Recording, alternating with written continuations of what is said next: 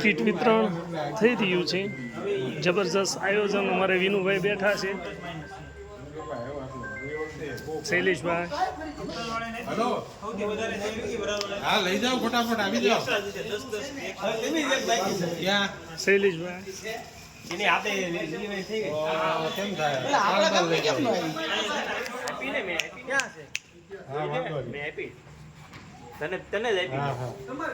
તમારી કયા કયા કામની આપવાની?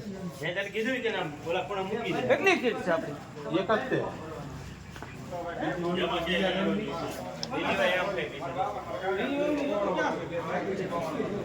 આખા કુટુંબ ના લઈ જવાના